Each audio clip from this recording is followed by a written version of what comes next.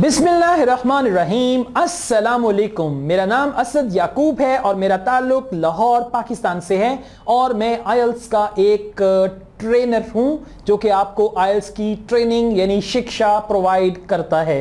मैं आपको अपनी इस वीडियो में खुशामदीद कहता हूं। इस वीडियो में मैं आपको बताऊंगा कि अगर आप स्पीकिंग में 8 बैंड स्कोर हासिल करना चाहते हैं, यानी आपका टारगेट 8 बैंड्स का है, तो उस 8 बैंड्स के लिए आपको क्या क्या करना पड़ेगा, कौन सी तगोदो करना पड़ेगी, कितनी कोशिश करना पड़ेगी और वो कौन से इंडिकेटर्स हैं जो आपको बताते हैं कि हाँ भाई आपका अब 8 बैंड आ सकता है। पहले क्या लोग कहते हैं जी इंग्लिश इंप्रूव कर लो तो अच्छा बैंड आ जाएगा। ओ भाई क्या इंप्रूव करें?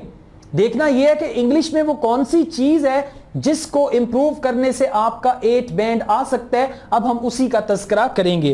तो 4 क्राइटेरियाज हैं स्पीकिंग के, यानी जब भी एग्जामिनर आपका स्पीकिंग टेस्ट मार्क करता है तो एग्जामिनर के पास 4 क्राइटेरियाज हैं। एक है फ्लुएंसी एंड कोहेरेंस, दूसरा है लेक्सिकल रिसोर्स, तीसरा है ग्रामेटिकल रेंज एंड एक्यूरेसी और चौथा है प्रोनाउंसिएशन। अब ये 4 चीजें हैं और इन 4 चीजों में फर्दर उन्होंने डिस्क्राइब किया है कि अगर 8 बैंड स्कोर चाहिए तो ये कर लो, राइट। अगर ये कर लोगे तो तुम्हारा 8 बैंड्स आ जाएगा, राइट। अब आपने क्या करना है, इसको सुनना है, समझना है, देखना है और इस पूरी वीडियो का एक पेज का हैंडआउट बनाना है और उस खूबसूरत से हैंडआउट को बेशक टाइप कर लें, टाइप करके दीवार पे लगाना है। जहां पे आप बैठ के आइल्स की स्टडी करते हैं ना, वहां पे आपके ये हैंडआउट लगाओ, पता चले कि हाँ अगर मुझे स्पीकिंग में 8 बैंड्स चाहिए तो मैंने ये काम करने हैं और मैं आपको टू डू लिस्ट भी दूंगा। उन चीजों को इंप्रूव कर लो तो 8 बैंड आ जाएगा, कोई प्रॉब्लम नहीं है। पंजाबी जो कहते हैं ना, कोई स्यापा नहीं है। हाँ, डोंट वरी। Let's see. सबसे पहले कैटेगरी है हमारी fluency and coherence. Fluency and coherence में है speaks fluently with only occasional repetition, यानी आप फ्लुएंटली बोलते हैं और जो रेपिटेशन है वो बहुत कम है लेकिन बहुत कम रेपिटेशन है। और सेल्फ करेक्शन, यानी सेल्फ करेक्शन भी बहुत कम है। आपने एक जुमला बोला फिर आपने अपने आप को करेक्ट किया तो वो भी बहुत कम है। Hesitation is usually content related. वही बात, हेजिटेशन जो है वो सवाल के मुताबिक आप थोड़ा सा घबराते हैं कि सवाल का मैं कैसे जवाब दूं। लैंग्वेज में इशू नहीं है। Hesitation is usually content related and only rarely to search for language, और बहुत कम आपको सोचना पड़ता है कि अच्छा इस बात को मैं कैसे कहूं। And then I saw the people who came across, language के लिए आपको कम सोचना पड़ता है, कंटेंट में थोड़ा सा हेजिटेशन है। वो देख लेते हैं कि अच्छा ये वर्ड्स के लिए सोच रहे हैं या ये आइडियाज के लिए सोच रहे हैं। आइडियाज के लिए सोचना ओके है, लैंग्वेज के लिए सोचना जो है वो ओके नहीं है यहां पे। Okay, only rarely to search for language. Develops topics coherently and appropriately, कि जो टॉपिक है उसको आप डेवलप करते हैं कोहेरेंटली, यानी उसको एक दूसरे के साथ सेंटेंसेस को ज्वाइन करके, कोहेरेंस का मैंने आपको बताया था, एंड अप्रोप्रिएटली आपके जो जुमले हैं वो अप्रोप्रिएटली एक्सप्लेन्ड है। नेक्स्ट क्राइटेरिया है लेक्सिकल रिसोर्स का। बैंड स्कोर 8 में वोकैबुलरी कैसी होनी चाहिए? Uses a wide vocabulary resource readily. Readily का मतलब है जो आपके दिमाग में अवेलेबल है। 2 तरह की वोकैबुलरीज होती हैं। एक होती है एक्टिव वोकैबुलरी जो हमेशा तैयार होती है और ये तब आती है जब आप बोलते हैं, जब आप लिखते हैं। एक होती है पैसिव वोकैबुलरी जो आपको आती है लेकिन आप बोलते नहीं है, और ये तब आती है जब आप रीडिंग कर रहे होते हैं। रीडिंग में पता चलता है अच्छा मुझे तो ये भी वर्ड आता है, मुझे तो ये भी वर्ड आता है, लेकिन बोलते में वो वर्ड्स नहीं आते, वो आपकी पैसिव वोकैबुलरी होती है, राइट। सो क्या कह रहे हैं यहाँ पे, रिसोर्सेज रेडिली, यानी जो वोकैबुलरी रिसोर्सेज रेडिली अवेलेबल हैं उनको ये यूज करता है। Uses a wide vocabulary resources readily, यानी बिल्कुल तैयार हैं और उन वर्ड्स को फरलू फ्लुएंटली ये बोलता है। And flexibly to convey precise meaning, और फ्लेक्सिबली जब कोई प्रिसाइज मीनिंग देना है उस मीनिंग को कहने के लिए सारे वर्ड्स को यूज करता है।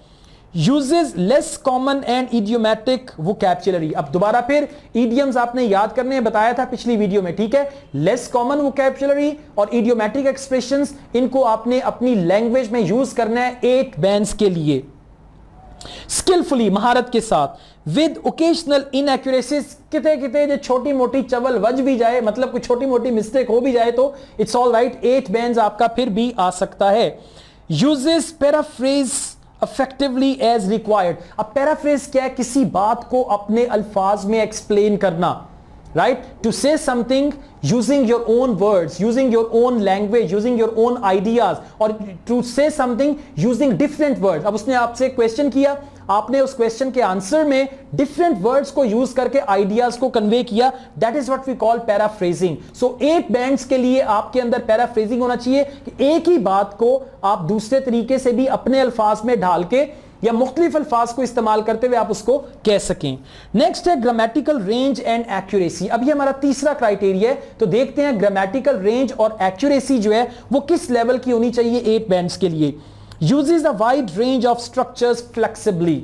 वाइड रेंज ऑफ स्ट्रक्चर्स मैं तानू दस चुके हैं, राइटिंग च भी दसिया सी कि स्ट्रक्चर सीख लो, कोई 100 के करीब स्ट्रक्चर सीख लो, कम चल जाएगा। और भाई आइल्स वास्ते ही सीखना है ना, आइल्स वास्ते ही सीखना मरना है ना, तो कर लो, राइट। आइल्स हो जाएगा तो उस तो बाद आपे भुल जाओगे, बल्कि और सीख लोगे। ऑस्ट्रेलिया चले गए, कनेडा चले गए, जे तुसी न्यूजीलैंड चले गए, राइट, तो उत्थे जाके वेखना सुकून ही सुकून हो जाना। बाकी फिर उत्थे जाके स्ट्रक्चर सीख लेना, लेकिन हुण वास्ते 100 स्ट्रक्चर्स कम अज कम सीख लो, वो तुहाडे काम आएंगे, बोलन वास्ते भी ते लिखन वास्ते भी, right. Uses a wide range of structures flexibly, produces a majority of error-free sentences. यानी गलतियां है ने 8 बैंड चे, लेकिन मेजॉरिटी जेडे सेंटेंसेस ने 80-90% सेंटेंसेस वो ने जिन्हां चे गलती कोई नहीं है, यानी विदाउट मिस्टेक्स हैं वो। With only very occasional inappropriacies, बहुत कम, कहीं पे कोई ग्रामर की 19-20 की मिस्टेक जो है वो है, लेकिन ज्यादा नहीं है। और बेसिक और नॉन सिस्टमैटिक एरर्स, यानी बेसिक जो एरर्स है ना, use of has, have, had, is, am, are, वो बहुत कम है। कहीं कोई आ जाए तो आ जाए, वरना वो एरर्स आपके नहीं हैं। और लास्ट है प्रोनाउंसिएशन। अब बैंड 8 में प्रोनाउंसिएशन का क्या क्राइटेरिया है? Uses a wide range of pronunciation features. अब आपने क्या करना है, प्रोनाउंसिएशन फीचर्स को गूगल करना है, YouTube पे भी देख लें प्रोनाउंसिएशन फीचर्स क्या हैं। उसमें स्ट्रेस आ जाता है, उसमें इंटोनेशन आ जाती है, उसमें वो साउंड्स हैं, राइट। तो आपने इसको सीख लेना है, और ये थोड़ी सी एफर्ट के साथ आप सीख जाएंगे, क्योंकि ज्यादा वो रॉकेट साइंस नहीं है इसमें। Sustains flexible use of features. अब वो जो प्रोनाउंसिएशन के फीचर्स हैं उसको आपने सस्टेन करना है। ये नहीं कि शुरू में बड़ी अच्छी इंग्लिश बोली, आहिस्ता आहिस्ता जैसे स्पीकिंग टेस्ट आगे चला वापस आ गए पॉइंट 0 पे, ऐसा नहीं है। पूरे टेस्ट में अलर्ट रहना है कि मैंने ऐसे इंग्लिश बोलनी है, इस स्टाइल पे मैंने इंग्लिश आके बोलनी है।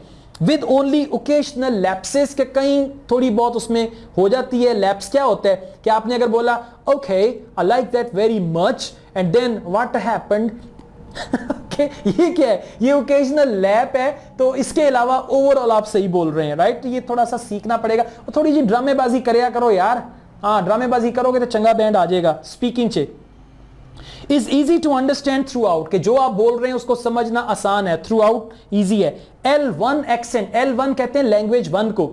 अब मेरी L1 उर्दू है, आपकी L1 पंजाबी हो सकती है, उर्दू हो सकती है, हिंदी हो सकती है, बंगाली हो सकती है, नेपाली हो सकती है, राइट। कोई भी जबान आपकी L1 जो है वो हो सकती है। तो L1 का जो एक्सेंट है हैज मिनिमल अफेक्ट ऑन इंटेलिजिबिलिटी, कि आपकी जो लैंग्वेज है उसके ऊपर L1 का अफेक्ट कम है। कोई पंजाबी बोलता है ना, तो पंजाबी वाला जब इंग्लिश बोलता है उसमें पता चलता है कि पंजाबी वाला स्टाइल है। I get up early in the morning and then I see many people they go there and it is very important. अगर इस तरह से बोलेंगे तो अच्छा बैंड नहीं आएगा। L1 जो है वो आपकी L2 यानी इंग्लिश में उसका असर नहीं होना चाहिए, उसका एक्सेंट नहीं होना चाहिए। अब इस पे आपने वर्कआउट करना है। तो ये है क्राइटेरिया बैंड स्कोर 8 का। अगर 8 बैंड्स चाहिए, ये पूरा क्राइटेरिया मैंने आपको डिफाइन कर दिया, इस पे अमल कर लें, आपका 8 बैंड्स आ जाएगा। अगर आपको ये वीडियो अच्छी लगी हो तो इसको लाइक करें, मेरे चैनल को सब्सक्राइब करें, इस वीडियो पे कमेंट करें, और इसको अपने दूसरे दोस्तों के साथ शेयर भी करें, ताकि दूसरे लोगों तक भी ये पैगाम पहुंच जाए।